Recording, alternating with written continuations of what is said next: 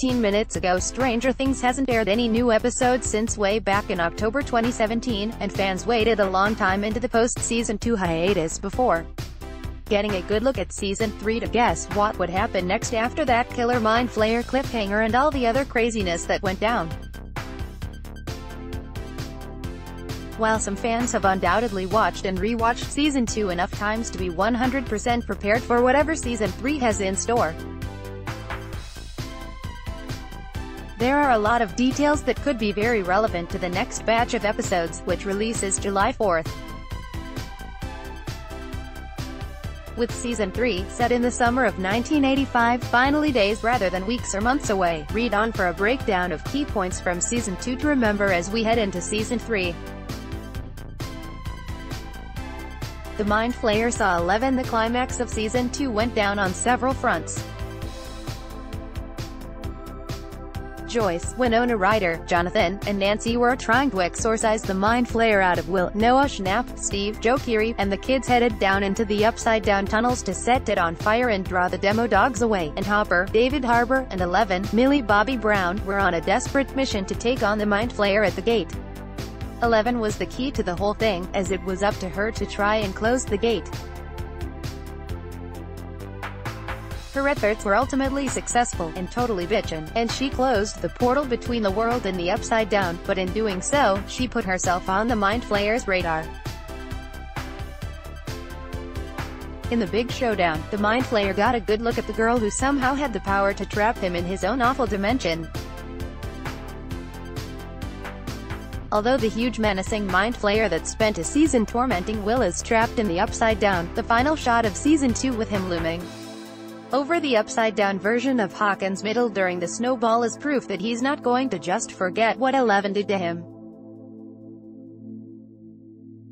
She made a very powerful enemy, and his hive mind means that he probably also got a look at the people she cares about.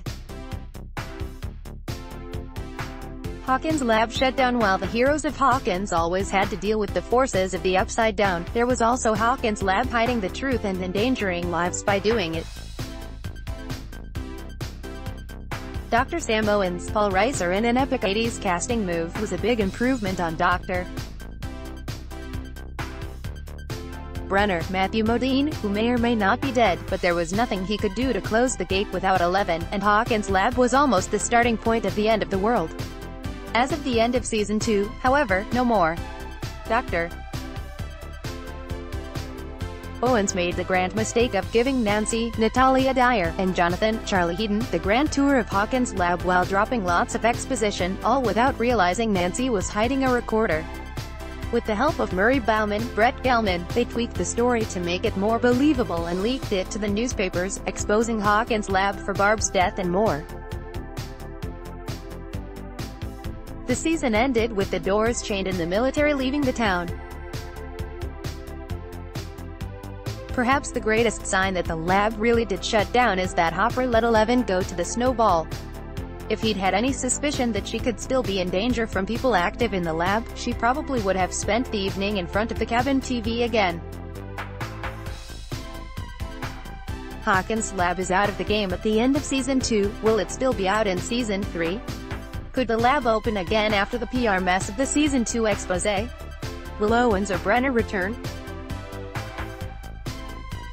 The gate is closed. There was only way the good guys could stop the Mind Flayer, his army of demo dogs, and the advancement of the Upside Down into Hawkins and beyond, and that was by closing the gate. 11 was the only one who could do it, and she had to draw on all her strength and anger to pull it off. In the end, she did it, and seemingly almost died in the effort. Season 2 made it very clear that the gate really was closed. The army of demo dogs wouldn't have died en masse if Elle hadn't cut them off from the Mind Flayer, and there was no sign of even a crack left where the gate had been. While that theoretically means the Mind Flayer can't make it out of the Upside Down again unless somebody opens another gate, the recent trailer suggests that Elle closing the gate didn't solve all of their problems. Will the lack of access to the Upside Down backfire? After all, the heroes can't banish anything to the Upside Down if they can't get to the Upside Down, and it's not like 11 should deliberately open another door. Some of the Mind Flayer was left behind. The majority of the Mind Flayer was banished behind the gate by 11 before she closed it, but there was a piece of him missing. The bit that had been in Will stubbornly remained in his body until almost the very end, despite Joyce turning up all the space heaters in the cabin to burn it out of him, and it was only after Nancy jabbed Will with a hot poker that the Mind Flayer abandoned ship. The piece of the Mind Flayer flew off into the sky after leaving Will, and Stranger Things never revealed what happened to it, which suggested that it was on the wrong side of the gate when Elle shut it. The big trailer for Season 3 all but confirmed that this bit of the Mind Flayer is what causes all kinds of trouble. Hopefully poor Will doesn't have to get too close to it. 11 is back. One of the biggest differences between Stranger Things Season 1 and Season 2 was that 11 was isolated and away from the main action for almost the entire second season. She had to remain in hiding for her own safety, although Hopper did pretty clearly go too far in isolating her. Elle couldn't be out and about, and she still had a year to go by Dr. Owen's estimation before she could safely wander Hawkins after closing the gate. Still, Elle's friends know that she's alive, and she has no reason to dislike Max. Sadie Sink now that she doesn't need to be territorial about Mike, Finn Wolfhard.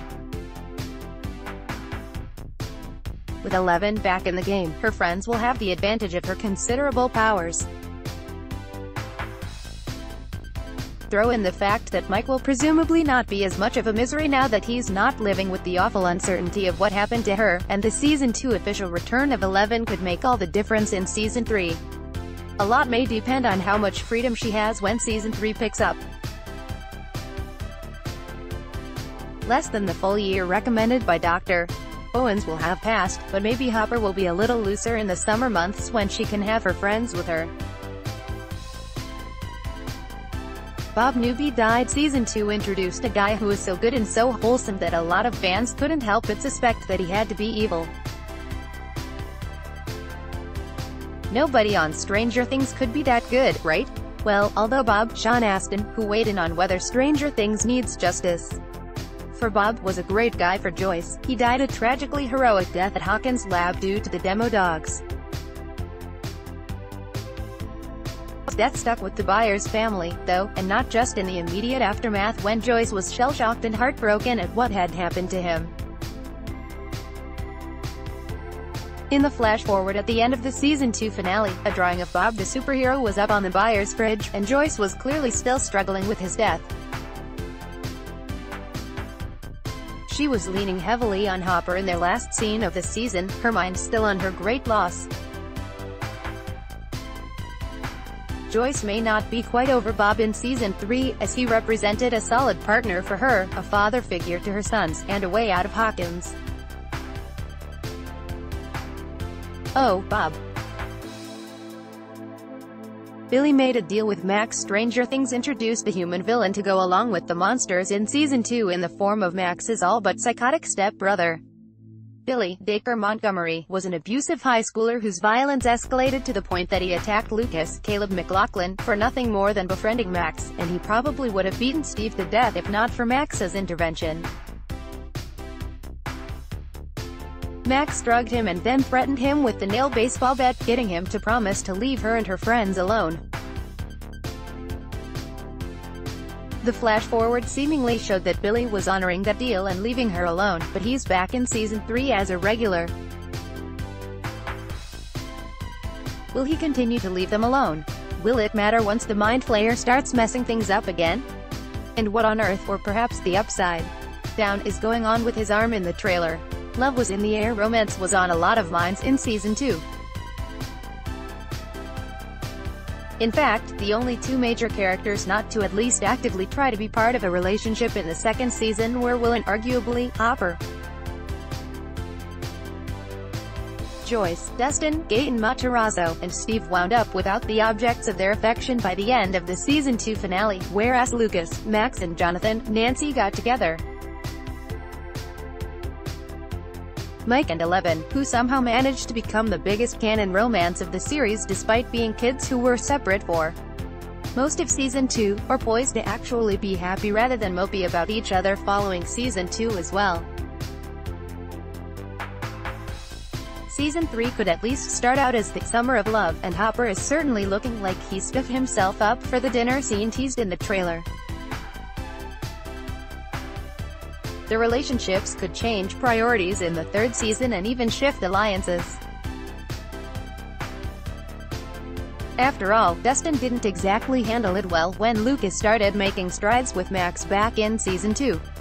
Steve was a senior. Season 2 went in a brand new direction for Steve, and he became a pretty universal fan favorite because of it.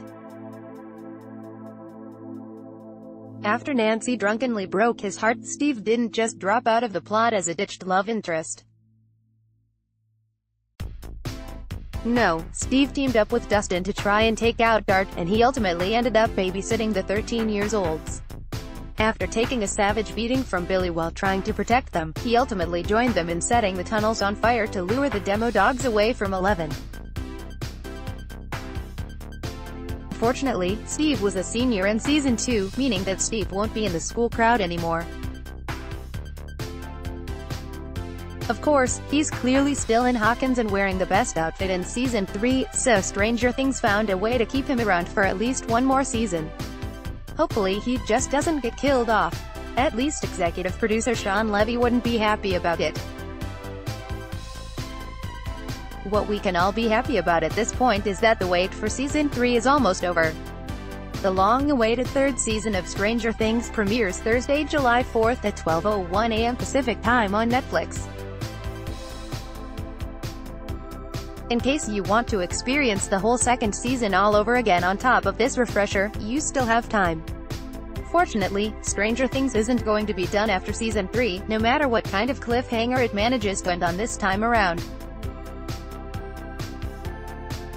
Members of the cast recently suggested that the show shouldn't last for more than 1 or 2 more seasons, but that's 1 or 2 more seasons that few shows have Stranger Things level of success to guarantee. Blended from around the web. Let's block ads. Why?